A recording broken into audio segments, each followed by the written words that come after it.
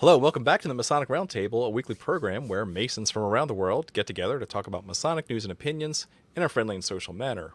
As a reminder, the thoughts and opinions expressed here are solely the opinions of the participants and do not represent any Grand Lodge statements or positions. Make sure you keep your conversations open for the public and on the level. To interact with us, we love seeing you live every Thursday night on Facebook and YouTube land. The chats are always on fire, and just remember your chats might show up on the show. As always, if you can't catch us live, we always have the replays up and on your favorite podcasting app. You know me, my name is John Rewark. I'm a past master of the Patriot Lodge number 1957 in Fairfax, Virginia. Next up for his introduction, Joe Martinez. Hello, Joe Martinez. I still do things and stuff. I know we're a little behind, so I will keep it short and sweet. Great to be here. Rock on. Short and sweet. That was your dancing nickname, right? Moving on. Robert Johnson, how are you? I'm just laughing. That was good. Good one, John.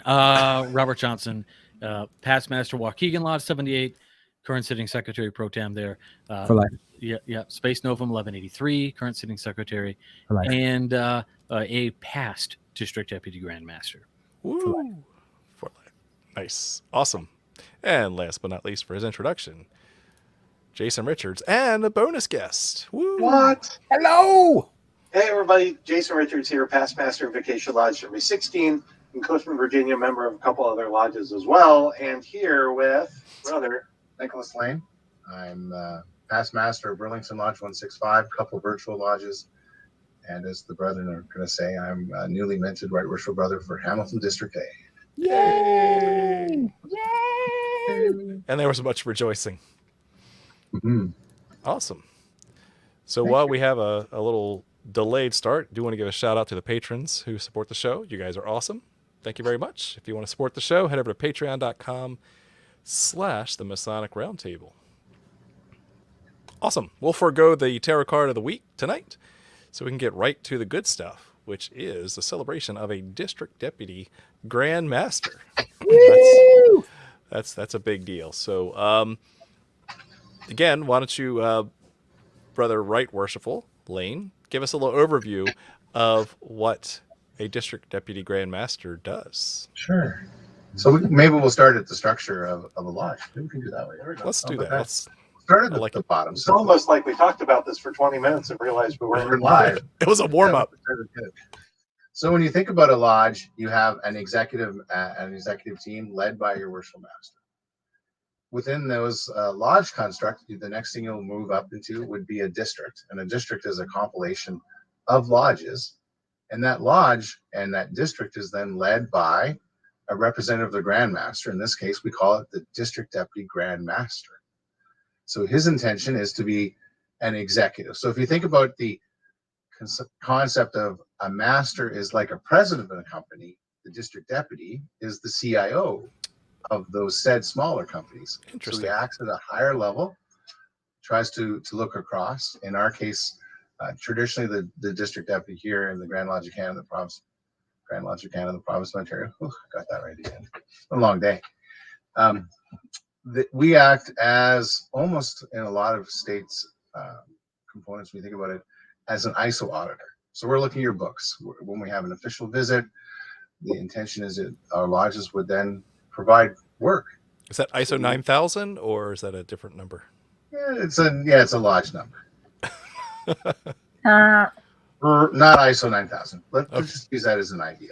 So it's a mechanism that we can look against each of the lodges, and there's a grading system we use. We use something called an L form here, and the L form allows for us to submit within 2 business days information from the lodge. Myself as the district deputy, I have to send it to our Grand Lodge. There are a bunch of people that look at the reports. We don't use AI yet.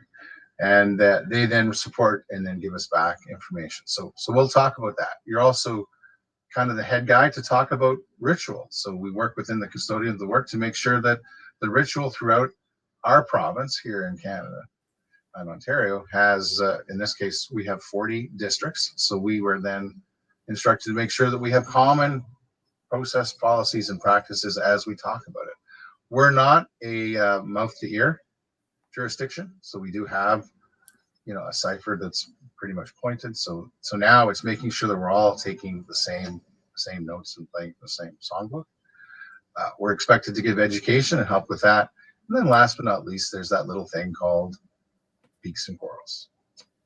My So when you favorite. think about it, at that next structure, so then you go from, so you said lodge and district, then we have our Grand Lodge. And the Grand Lodge, in our case, like yours, works on a provincial level because we have, provinces here across Canada. And then each of those provinces would have a Grand Lodge. And then we then break it down to the district deputy. So they act as the eyes and ears of the Grand Master. Wow, that was and tongue too. Yes, in some regard. Yeah. and tongue too. Yes. So we are told that one of our jobs, and it makes sense, is that we are to give the messages that come from Grand Lodge in a clear and effective manner back to those. So you said how many districts are in your In our area, so jurisdiction? 40 districts in the province of Ontario. Okay. And so then therefore how many lodges do you oversee in your district? Mine's 11. 11. wow, that's a lot. That's a lot of lodges. That's a lot of stated meetings you have to go to. Yeah, it's about 80 a year. My wife's excited. No, she's not. 80. You better Ugh. up that 1-800-FLOWER credit card. It's more than one meeting a month. Right? More than one meeting. That's- a month. More than one. So, Right Worshipful Brother Nicholas, I have a question Yes, sir. for you. How did you get picked to become the district deputy grand master in your district? I know it's different based on jurisdiction and everybody's got their own little ways of doing it, but how were you specifically chosen to be this year's district deputy grand master? So two things happen. Our district works on a rotation. Some have elected positions, so every year there could be an election. Ours, within the used to be 12 lodges, we would have a rotation. So every 12 years, your lodge, in theory, would put together a list of candidates to become a district deputy. So when you're getting close to your rotation time, the past masters will all meet, and through a very arduous process. In other words, okay, out of the 5 of us, who thinks you want to do this commitment? And Is it and the require shortest work straw together? or is it In our everybody steps cases, back except for you? there was 3 of us that stepped forward, and at the end of the day, it was me 5 years ago or 6 years ago.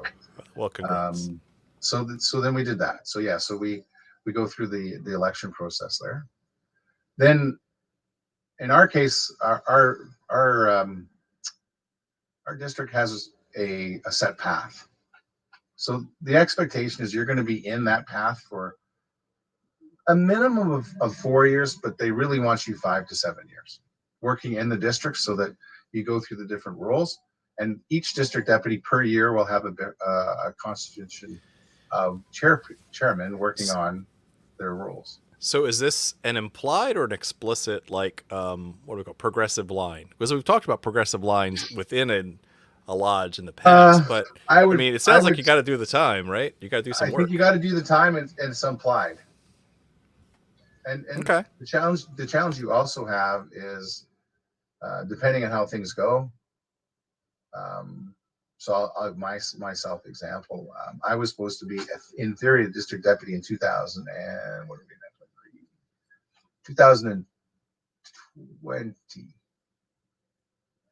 But through my own family challenges and things like that, I said to the district team, I said, no, I need 2 more years. So we stepped ourselves back twice, 2 years, and then you move forward, and then you continue along the way. So And you dodged that whole thing called COVID.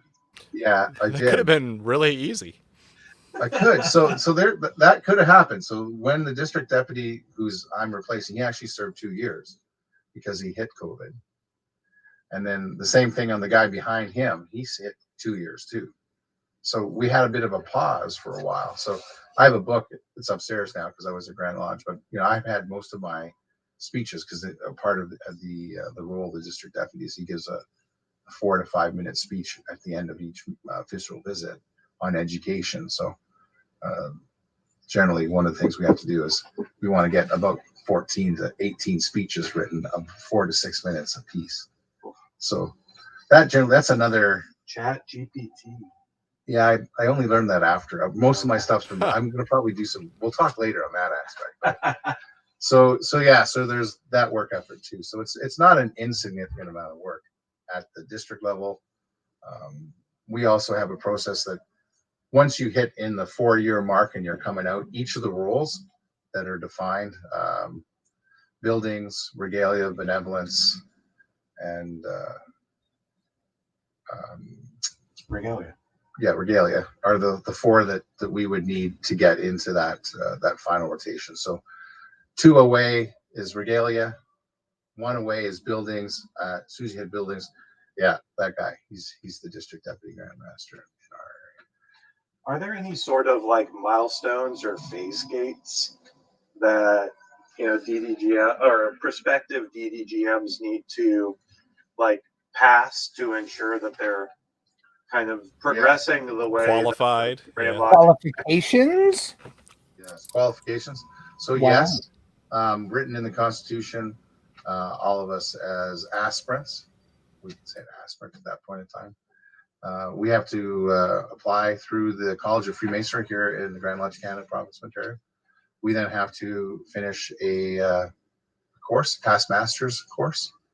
Both the district deputy grand masters and anybody running for the board of general purpose also have to do that. So it's basically anybody starting to take executive office within Grand Lodge is required to take that course. That course gives different modules. In that case, in this one, there are 16 modules in total. I still have the sticky because I'm still finishing the other ones on my desk, which ones I haven't started. And this one has 6 major components. You take Constitution, Education, Protocol, and Etiquette, Lodge History, Philosophy. Yeah, those are the kind of the major ones. Each one of those will have about 40, 45 questions. 20 to 35 questions. Some of them will go up to 40. And anywhere between 40 to 60 pages of work that you have to submit to a marker. So The I mean marker then sets it back. that's something huge. Like that's something you can't just phone in. Like you got to put some work in. Yeah, that Which took, I like. That's it took awesome. almost 9 months to make sure I got it done in time. Just to do that part. Then in our Grand Lodge, you're required to go to a district deputy course. It was a full 8-hour course that you had to attend. Now we do it online, but they prefer. I think we're probably definitely go back in 2023, 24. We'll probably go back to only having that. So there's a whole rigmarole. We're given a reading book list. So we have Meeting the Challenge, which is our Grand Lodge's specific thing. I know RJ in Ohio, you had a similar. I remember going to the Mid-Atlantic Education Conference, and one of your brethren had written that. So we have 2 books: Leadership, Meeting the Challenge, Our First Grand Master, Towards the Square, Questions and Answers. You have to have a book, the latest version of the Constitution. You need your district bylaws, your lodge bylaws. Mackey's Encyclopedia is a good one to have because they'll want you to go in through there and quote through that. What else is on the book list? Beyond the Pillars, and yeah. So you have to memorize all those books. So, and be able so to the quote intention is any before you start the course, chapter and verse. In you're English and read French. all of those books, Both. so that when you go and get the questions and the marker wants 3 references, you can't just say I found it in the Constitution. You can say I found the Constitution, I found it in Meeting the Challenge. So it's again another audit process to make sure that you've followed the education stream. Control F. Find. OCR, that's so the only book that is actually online and PDF searchable is the Constitution. Yet. So I didn't. So some of the now. guys I say $99 and a copy of Adobe will change your life, my friend. Okay. So let's just say that the printer's over here, but Joe. So I'll give you a thing. Once you got through about 3 of the sections and you're on your 3rd or 4th one, you're getting really good. You're like, I saw that question here. Let me rip out this book. So For sure. I'm an IT guy, like I think most of us on this forum are, but there's still something said to be. I like going through the book once in a while. Oh, you're preaching to the choir on I like paper. So yes. I still like paper. Yes. So and I still kind of take the highlighter, and then in my other drawer I still have stickies, and you put the post-it note here that says, okay, this is where they are. So again, so you have course expectation, time and job and role, and leadership experience. Obviously, well, I can't say obviously not everybody in this call knows, but we have all had to be a past master within the jurisdiction.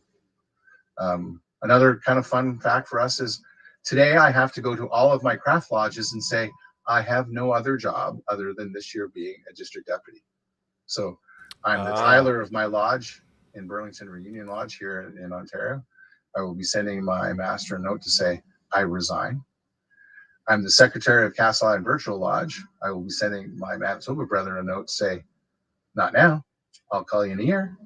And in 17 days, I stop being the worship master of Endeavor Virtual Lodge. So and you're I double have to do booked that right now. now for 17 days, right? 17 days, we just don't tell them that I do stuff for us. You're out of compliance for 17 days. Or that's really good because you can be your own boss. Question. Right, worshipful Nicholas, I have a question. So because I know you're like many of us, you're a busy man in multiple jurisdictions. So you're saying you have to give up jobs outside of this jurisdiction where you're currently serving as District Deputy Grand Master? Correct. Wow. Okay. Yeah. They want you to be truly focused on the job at hand as that conduit. Oh, wow. Wow. I thought it was just for like a conflict of interest kind of thing, but no, like you're like they want you to. There is a conflict of interest, but no, I don't want to get into it here, but let's just say there's a bit of backstory and how I know that information. Could you imagine a DDGM in any of our other jurisdictions, like giving up like all of their officer roles in like appendant bodies even? Oh, that's so weird. Yeah. Like, wow. Ooh. There'd be nobody to work. How can you do everything if you're not in everything? Yeah. So it's just craft, right? Okay. Craft lodges. So I can still be a part, but I tell the guys in Royal Arch, no, you're not getting my time, dudes. Like, no, I'm not going to become Good. the principal sojourner. No, I'm Right. staying back here. No, I do not want to be the third principal. Need you to step in as king. Yeah, no, they've already asked that question. I said no. Yeah, so it's very much a methodic process. I would like to say it's found everywhere. I don't think it is. We also have a mentoring process. So within our district deputies, 3 district deputies ago, we decided that as a team, we said, it doesn't make sense to have a flash in the pan. We want to make sure that our district has a long range plan, that we know how we want to work within our lodges to provide that leadership, education, and mentoring, REM. We also said that we want to try to say, how do we focus our charity? So what kind of charity are we going to do? So if we're going to work on, food for life, for food for children in our areas, mine is the hospice. So this year we get to select it and we go through those processes. So Nice. what we're really trying to do is, and then the other part is that the guy who's in the buildings committee, the next guy behind me, like, hey dude, like you're going to be me in a year. You're now on my right shoulder and you become my best friend. The guy 2 ago, we then say, we're going to cocoon you. And then the outgoing DDGM and the one, so 1 forward and 1 back. So there's a team of 5 people that work within the ecosystem in our district to say, we want to make sure that we do the best we can to serve the constituent members of our lodge and our Grand Lodge in a fair, friendly, and firm manner to help grow our lodge and provide that leadership we do here in Hamilton District 8. I really love the Wow. I really love the thought and the preparation that goes into that in this grand jurisdiction. Like, It's mind-blowing. it's Yes. Yes, it is. awesome. Because there's so many jurisdictions where it's and some people were commenting on it before. It's like some jurisdictions, whoever the incoming grandmaster is, he'll pick his buddies, and there's no forethought or planning or anything like that. which if that works for them, great. I know some other jurisdictions do a rotation thing as well between the lodges, but it's definitely not as organized as what you were talking about, Brother Right. Nick. And then even, I've even seen jurisdictions that I'm a part of that on the rotation system, they'll default to the most senior past master. And it could be a person that should not be doing the job, has no Right. time for the job, and, is not going to be committed to the job, but because they're the oldest past master in that lodge, they get the nod. And They get right of first refusal. but they don't normally refuse. That So will never be Joe.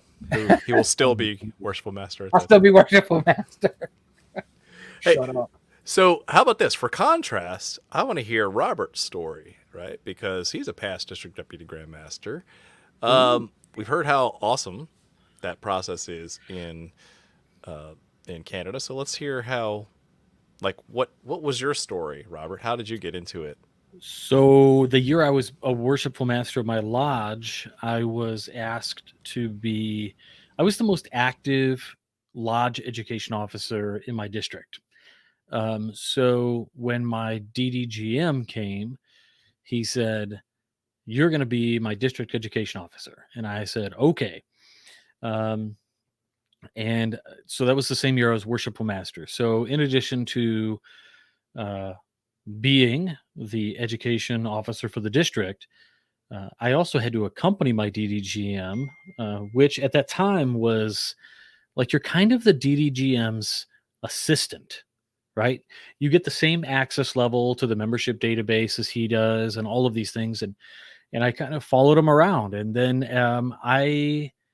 we were at this annual event every year. That's a charity event, and he leans over to me. He says, "I'm retiring after this year." He did 2 years, and he said, "I'm going to pass the torch on to you, and they have said that they're going to take my recommendation." And I was like, "Oh wow, that was great." So I got Right. that's how it works. It goes through the DDGM, then talks to the area grandmaster. We have 72 districts in Illinois with about 50,000 Masons. Above those 72 districts, we have areas that comprise, the larger umbrella for the district. And then above the area is, of course, the grandmaster, the state. He is the top of the umbrella, top of the pyramid. And then we've got, so he makes the recommendation to the area grandmaster, who says yes or no. And if he likes it, he'll sign off, and he sends it up to the grandmaster, who says, "I trust you," stamps it, approved. At sessions, Grand Lodge sessions, basically they don't install us. They kind of do, but not really. They take all the new DDGMs, and we go behind the curtain at Grand Lodge sessions. Literally is this giant, huge curtain, and the stands. We rent out a convention center, so the bleachers are all full, and we go behind the curtain, and the grandmaster comes over, and he says, "Be silent and bid you speak." Blah blah blah blah blah. Here's a couple things, and he just kind of, boom, you're done. That's it. They hand you your purple apron, and you got to get out there. You attend your area meetings, and you converse with other DDGMs, and it's very much similar to what Nick was talking about. The key differences here between, say our jurisdiction was very libertarian here in Illinois. I have to say, like, I don't really have any complaints about how they do it. How Except, so? well, it's very like everything is up to the lodge. Nice. The grandmaster's not like, Not too much hey, command and control. yeah, he's not like, "Hey, you can't have firearms in lodge." He wouldn't issue that. He said it's up to the lodge to do what they want to do. So, like just for an example, but in the terms of the DDGM thing, there was some commentary that was happening over on the side. And he said, "I think they really they promote their friends." And that does happen. And we call that to an extent cronyism. But I made the comment, I said, I think it happens, but it's not necessarily nefarious. They're not doing it to shut anybody out. It's Agreed. just like the way it is that they're dependent on your recommendation, and they know you're awesome. So you are trusted then to make a pick of another person who is active. And I've had this conversation with a few guys. I mean, here in the U.S., and even inside my state, some people think it's crazy But here are a couple rules, right? Number one, I've got to visit. So I had 7 lodges under my district, not a lot, but I thought it was a healthy amount. I don't know how, Nick, you're a saint for doing 11. That's awesome. But we would have until a certain date to do our official visits, which is very much an auditing process. We watch them open on the first degree, move up to the second and up to the third, and close on the third. When they're all done, you have your remarks and do those kinds of things. We don't have to do that, but it's protocol to show that the lodge can open long form. We audit their books and things, but you don't have to. You can appoint an entire team, but they're not given to you. So you can just hand pick guys. And that's what I did. The guy who succeeded me as DDGM was the ritual instructor that I, had. He was my ritual guy. I said, hey, every time we go to a meeting or we go to a degree, you're the guy who's going to keep an eye on the ritual, and you can report back to me if it was good or bad. And then I'm the jerk who's got to, or maybe I say, hey, it was awesome.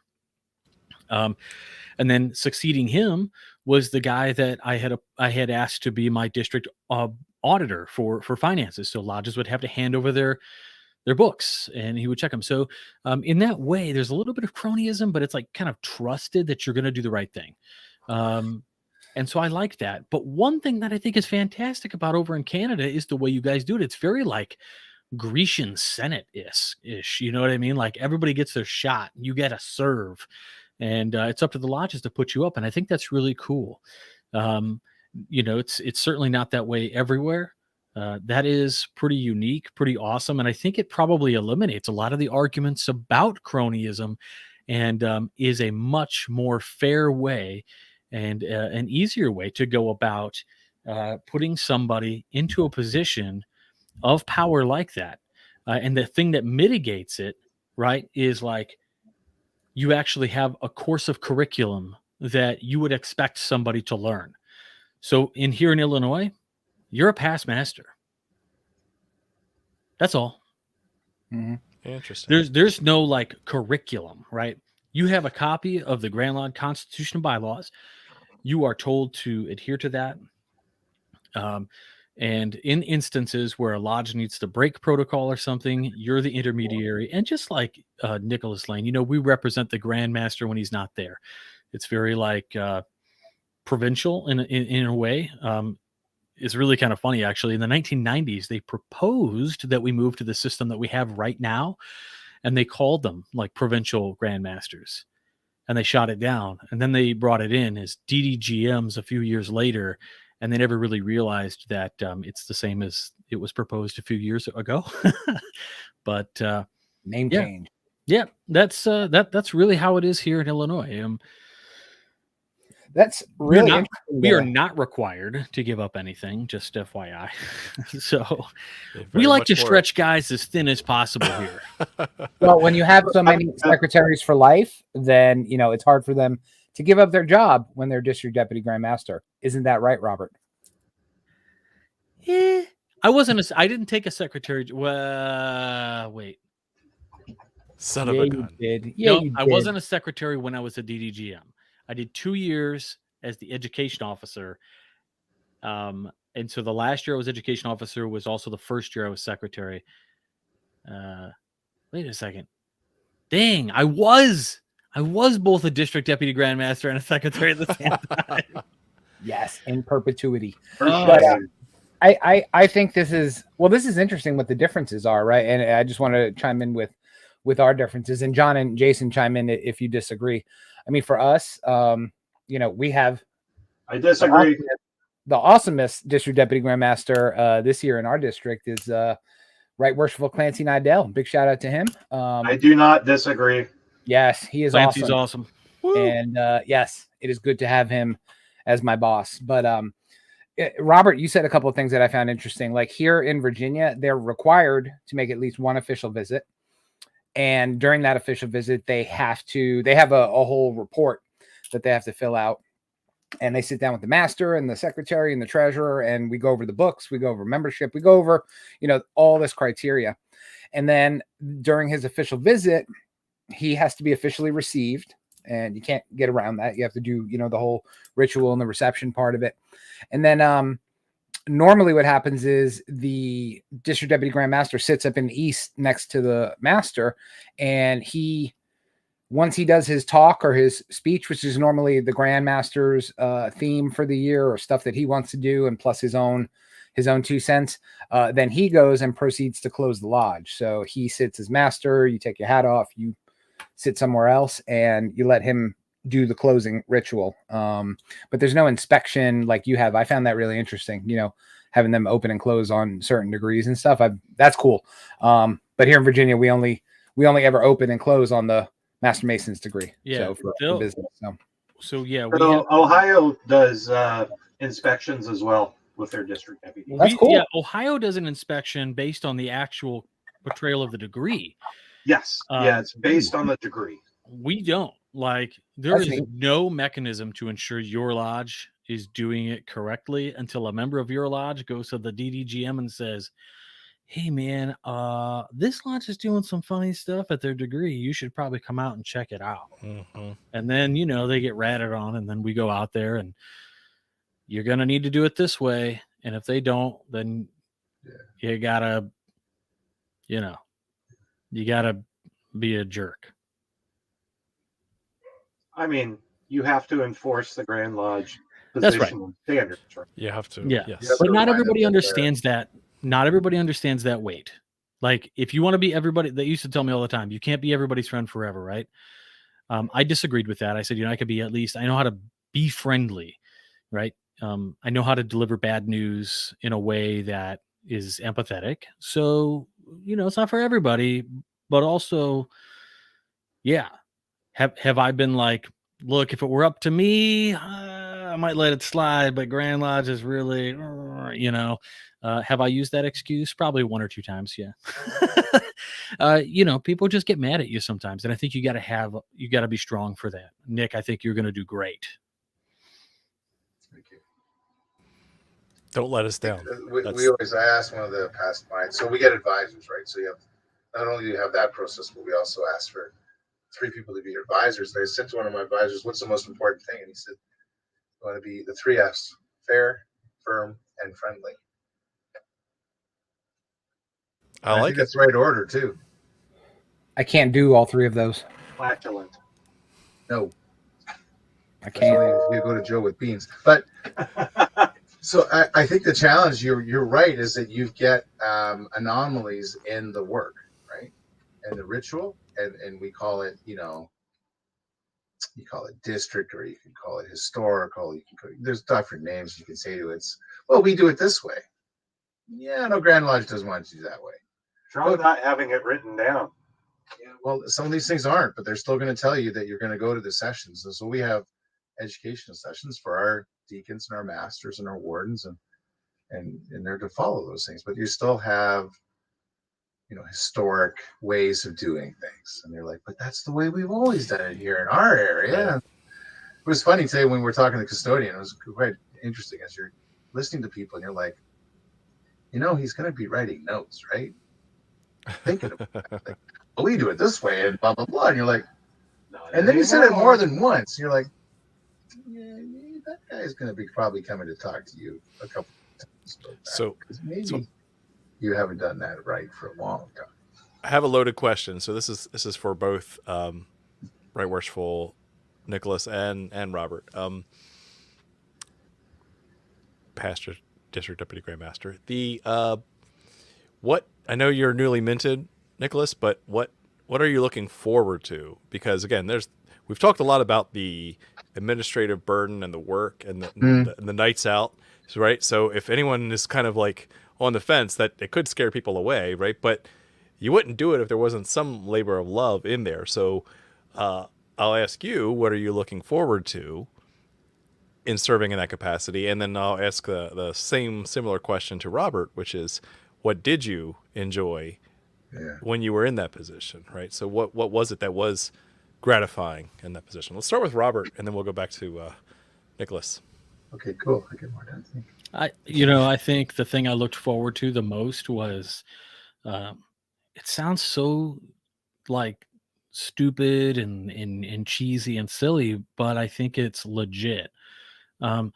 Staying busy, doing something I loved, right? And that was like helping and being involved, not for the feel good, but for just knowing like it's kind of like, how do you sleep at night if you know you could make a difference and you're The, not trying? the impact you were making. So that was the thing. It's active grassroots kind of masonry where I felt like, if for me, I had a chance to like try to make a change, and my real goal was to assist in the changing of a viewpoint that many lodges have, which is F Grand Lodge.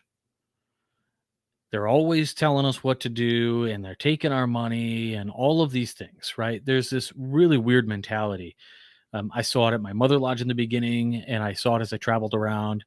And as a DDGM, I worked really hard to get these guys to understand that we work for you. And I don't mean that as lip service. Like, you let me know what you need. And making a couple sacrifices went a long way, and they really weren't sacrifices. In one instance, a lodge was like complaining that the Grand Lodge told them they couldn't do this thing during an initiation because they didn't have the proper attire. And I said, well, you can get that at Walmart. And they were like, well, nobody's got time. I said, I'll be at your lodge tonight and I'll bring it for you. Right? Like serving. And I think doing those things helped change some minds. And that really took off because, I had a team of guys underneath me who, I shouldn't say underneath me, but worked with me to make things awesome. And they were the same way. They were all the same way. And it's since taken off. I mean, there are still some DDGMs who are like, if they do it bad, just show up every month. That's not how you win friends. That's not how you lead. Yeah. That's not how you lead, right? So that's what I liked. Awesome. Thank you for sharing that. I mean, that's awesome, because that tells me that from a leadership perspective, you were in it for the right reasons, right? That you're there to genuinely care, make an impact, help people out. So thank you for that. That's awesome. Well, help lodges become better and stronger, right? And I would have done it forever, but I got fired. So too good of a DDGM. I was too good of a DDGM. Well, let's stop that right now. All right. Right worshipful Nicholas, what are you looking forward to? Two things. So when you think about, at least here, Canada, I know some of your rules were a little more lax when it came to the restart process. So I would say last year, 2022, in our 11 lodges, I'd say 8 restarted successfully. So you have the remainders kind of getting there. So now we're at the end of 2023. I think we've all restarted. We've had one amalgamation, actually 2. So interestingly enough, this district used to be 12, and we gained one from another district. So in our district, it's A, B, and C, each with 11, 10, and 9 lodges. So, in our, call it 50-mile radius, there was a large amount of people here. But you asked me, why did I do this? 2 things. I want to help restart. To me, it's the restart and try to energize our lodges. I think RJ said it really well, that we need for them, the participants, because not everybody understands what a district does. Right. Or what Grand Lodge does, and how you're a conduit to help them, not be the grumpy people above you, those Grand Lodge guys, they're all terrible, blah, blah, blah. So there's that. My theme for this year is enlightenment.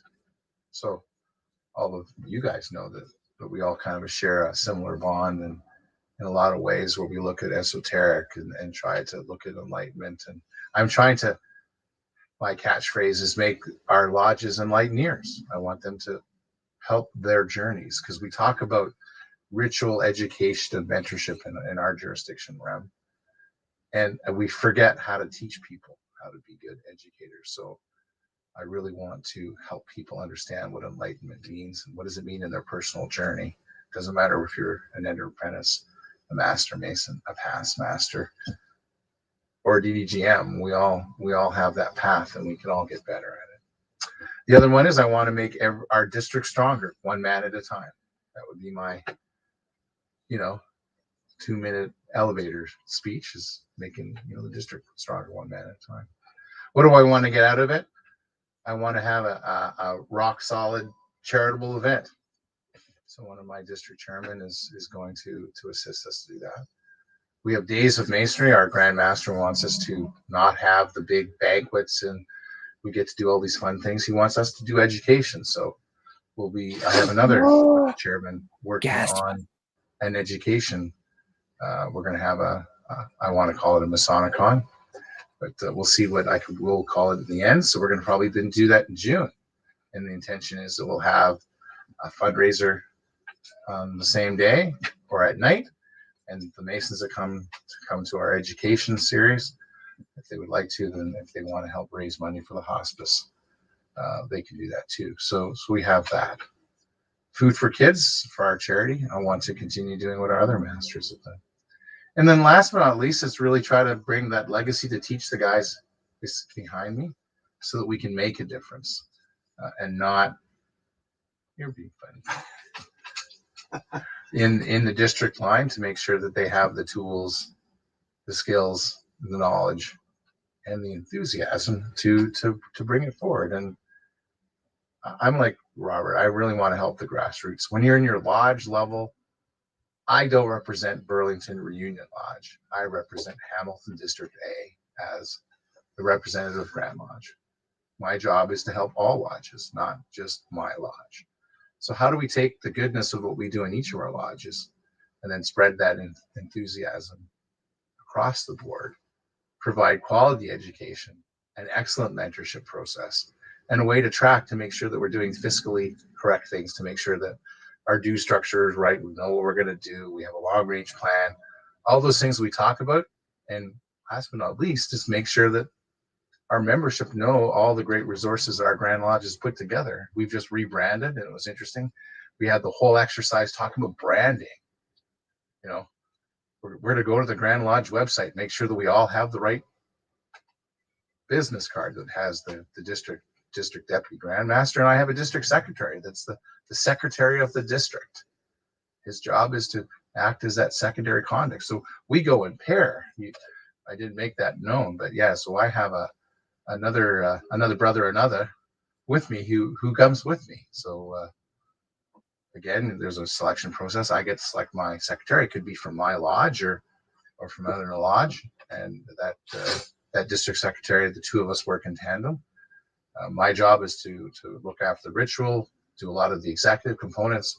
His job is to audit the books, go in and do that whole pre-audit when I'm looking at ritual and the other pieces. So again, there's a clearly defined process that he's going to use and that I'm going to use in conjunction, and two together, we then pipeline information back into Grand Lodge, and then that gets filtered and then utilized.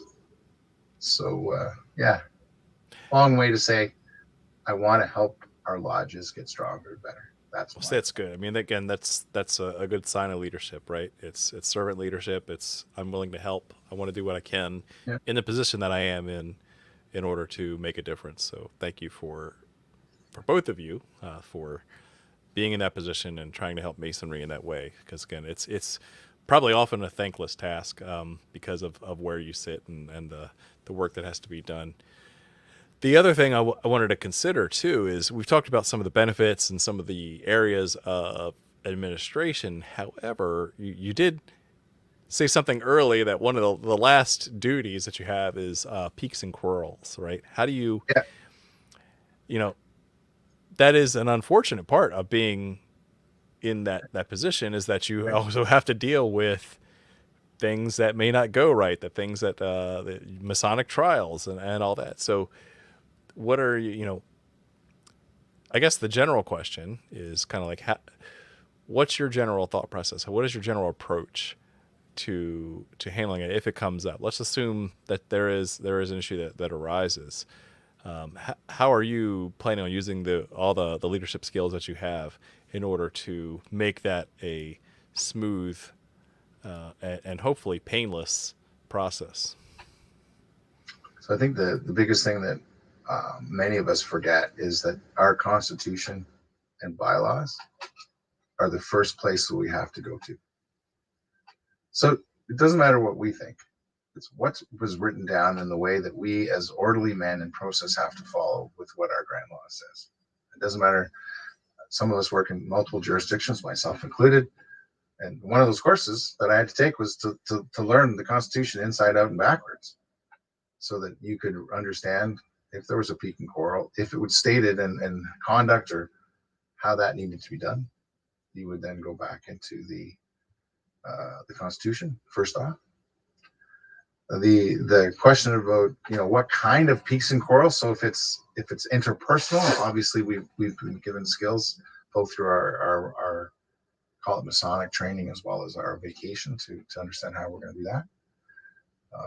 If there's questions about ritual, the Grand Master makes it quite simple. We go to the custodian of the work and we work through there. And then last but not least, I think the bigger one is know when you're outside of your pay grade. Don't solve things you can't. There are certain things that we as leaders have to be able to say, that's not my role. I'm going to put up my hand and say, yes, I acknowledge we both have a problem. I understand both sides are not seeing eye to eye. I need to take your discussion, understand what it is, and go to the next level of management to understand what are we going to do officially to do this. Because I do not want to step outside of my guardrails to get either myself, yourself, or the lodges in some outside of an amity process or in a very sticky wicket. So I think that it's understanding what we can solve. And that's kind of where you have those advisors. You can go to the advisor and say, hey, I have two men on either shoulder that can say, okay, you're past district deputy grand master. What do you suggest here? And the biggest question that we always say to is, I understand that. Why don't you send that to me as an email? Put that in writing. I'll get right back to you. I'll make sure that we have the right resources. Understand what we can do to help you. So it's a legal record. It's a legal record. It's auditable. Because we can say it. So my favorite author is Tom Clancy, and I remember a quote that says, if he didn't write it down, it never happened. That is true. So a lot of those things I think we want to call them common sense, but as you continue to move up, and especially into these roles, you're at that level where you have to use that senior leadership to understand what the challenges are, how to remediate it, when you can be firm, when you can go to the Constitution. If it's not constitutional, and if it's constitutional, you go to the Grand Secretary. If it's custodial, I appreciate that, because that's a good response of like, we're just going to follow the process. We're going to follow the rules and regulations that are laid out, right? So it's you're taking a little bit of the emotion out of it, and you're doing it by the book, and that's really the right answer, right? So that's good. So Robert, I want to do it though, but keep going. Yeah, exactly. Hopefully that never happens. Yeah, everything goes. I think that's going to happen more than not. But let's move right along, Robert. So Robert, did you have any peaks and quarrels you had to deal with in the past, or? I did, yeah. I mean, oh, really? Well, it was interesting because I think there were a couple times as a DDGM I had to step in as a sort of interlocutor between some brothers of a particular lodge, and we worked it out pretty well. We went through the Constitution and bylaws together of the lodges, and we said, this really isn't a problem, or this was a problem, and you're going to need to stop doing this, and you need to start doing this, right? Kind of like you said, if you don't write it down, it doesn't exist. Well, everything has to be written down. There's no gentleman's agreement anymore, because we're dealing with, in some cases, $500,000 in finances. So everything has to be documented, right? interestingly enough, I got most of my peaks and quarrels that I was, I helped and assisted with after I was a DDGM. Once I had left the role, you are kind of in a pool of like best of the best in terms of ethics by the code, working for masonry kind of thing. And I assisted on what they called commissions, which are when a lodge has a significant issue. One case, it was a financial thing, and there were factions in a lodge, and then another time. So with the factions, we had to.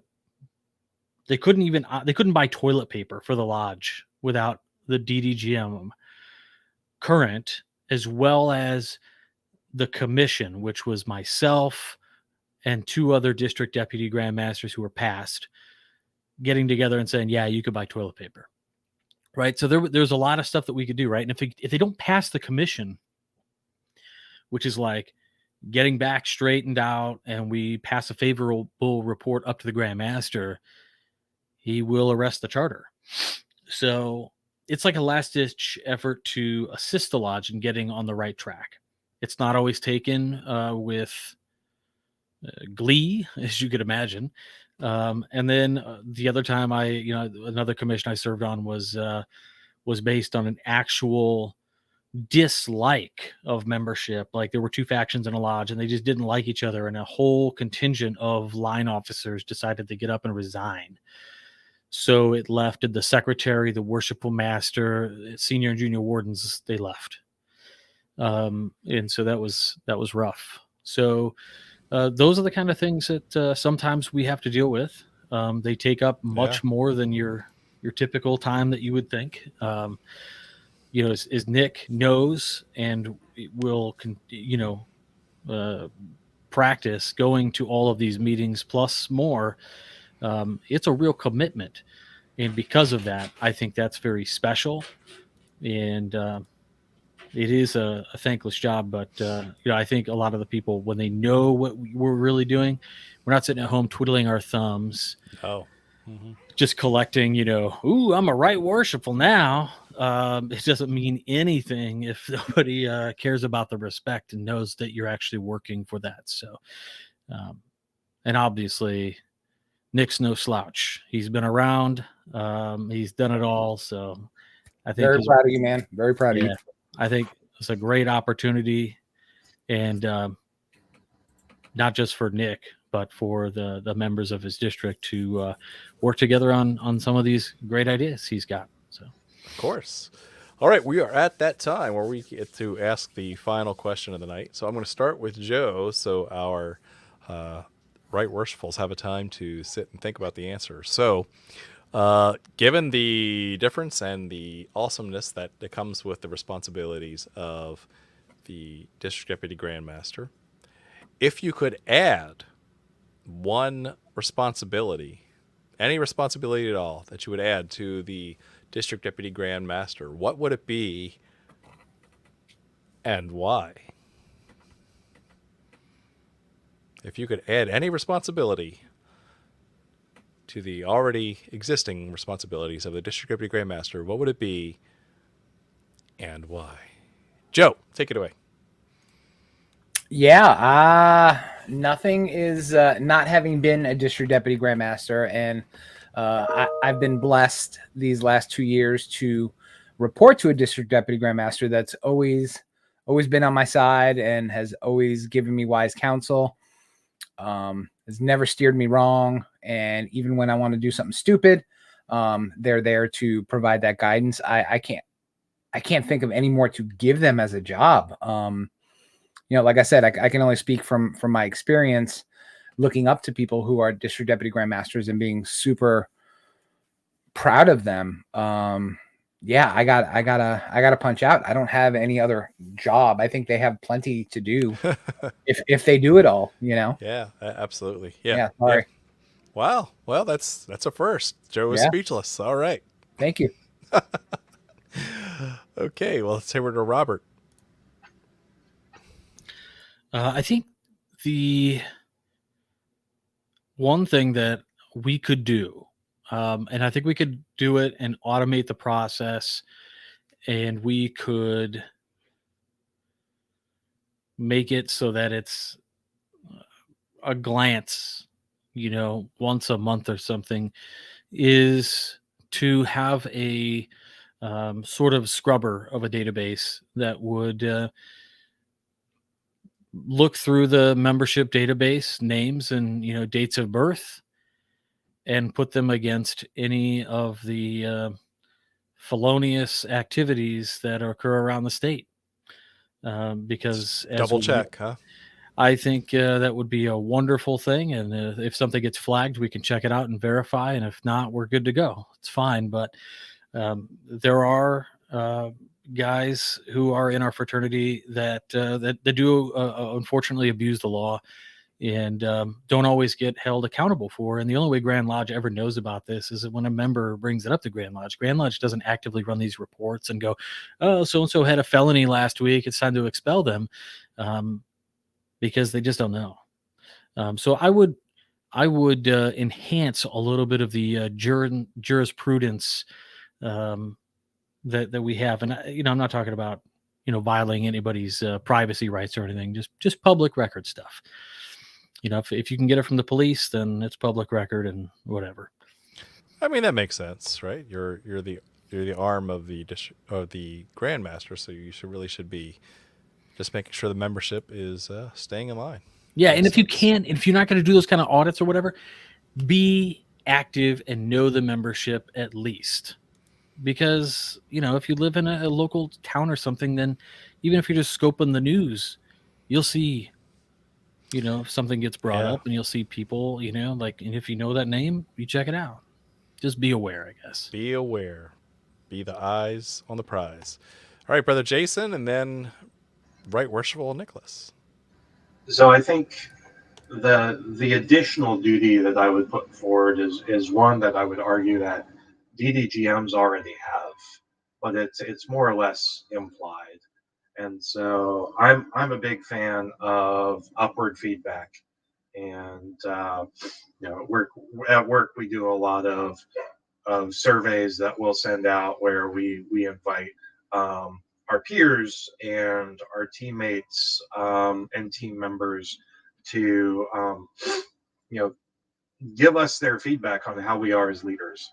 And I think a core duty of any district deputy grandmaster should be to give active, direct feedback to the grandmaster and the Grand Lodge on what's resonating, what's not, and how the brethren of the lodges are impacted, or how they think about everything from the grandmaster's charity to edicts and initiatives. Because let's be honest, this even goes down to master, but as a DDGM and as a worshipful master, like if you have a fantastic grandmaster, you're going to have a really, really good year. And you're already kind of starting off ahead of the game. And so I think, instituting more or less of a formalized feedback mechanism to understand that, the Grand Master is not just a benevolent dictator, but he also should be aware of the impacts of the Grand Lodge's actions on the lodges themselves, both positive, negative, and neutral, right? And so that is what I would add as an official duty, whereas it's more implied today.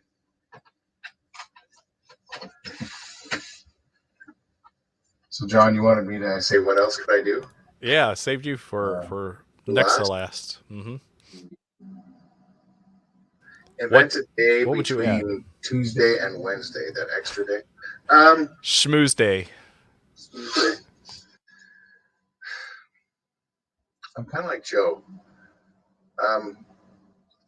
So the training I've been given and the amount of things that I've been asked to do, I'm not sure, other than what Jason's already said, which is implied. And I would say in our jurisdiction, as I think you can see, that there's a lot of formality in the way we do what we do. Sure.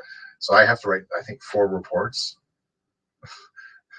every quarter that I have to send into the district secretary. Chat GPT.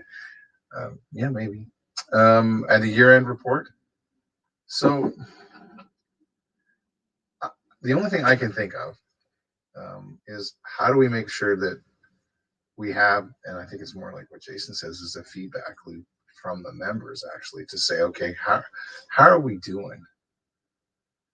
So if we remove the fact that, you know, you just became a district deputy, or maybe you're repeating your year, what does your constituent members think that we're doing? What's the report card they can give to us? Because I think as leaders, if we're not listening to people in which we serve, we are serving blind.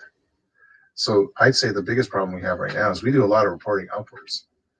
We don't have a lot of the constituent lodge come back to us and say, so, you know, that education piece you did, yeah, it's kind of flat. Like, why did you do this? How did you check that? Or, you know, what were you doing? What was your team thinking? And then I think it's holding us accountable. And it's not just myself, but it's the district team. There's a lot of times where I think people get appointed, and you talked about it earlier, RJ. We need to be accountable. We need to be accountable for what we do and how we act. And I don't know if we have that in a good place. I think we're trying to solve a lot of other problems. And the check and the balance right now is that by the time you've got to the role you're at, I think the answer is they're hoping, by hook or by crook, that you're that right leader, that there's been enough processes to weed that out that you won't need that. But I don't necessarily think that's always a good strategy. I think we should always have feedback loop to our members. So that's the only thing I would add. Awesome. Thanks. Super cool. All right. Well, thank you for joining us. It's been great, and congratulations on your nomination and election. And we hope you have an awesome, awesome year in your leadership position. So thank you. All right. Me to close out. All right. The one thing I would add, thinking about all the various roles and responsibilities, since you are the eyes and ears of the Grand Master, and wearing my membership hat and looking at the demographics of the craft, I would love for a lot of that information of what works to be channeled up a lot faster to the Grand Line and to the the statewide visibility, right? Because we're still in membership decline, and yet there's still pockets of excellence, and I think what works really well should be repeated, should be acknowledged and embraced and rewarded. And so I think that would be, maybe if I had to add a responsibility to the district deputy Grand Master position, I would add that one, so that way the bright spots can be repeated, can be shared, can be communicated, and hopefully give some more vitality to the craft, because not all lodges are different and have different cultures. And I think one thing that we could do is really learn from each other and learn what works well and what doesn't. And so that would be the only thing I would add. But again, with so many things on the plate of the administrative role of the district deputy Grand Master, there's plenty to do. And I think that would be certainly one thing that could be shared amongst the craft. So with that, this was an amazing topic. I want to again thank you, Brother Nicholas, for joining us. Yay! Yay! And so we'll see you next week. Thank you very much for watching, and keep searching for more light. Have a good night.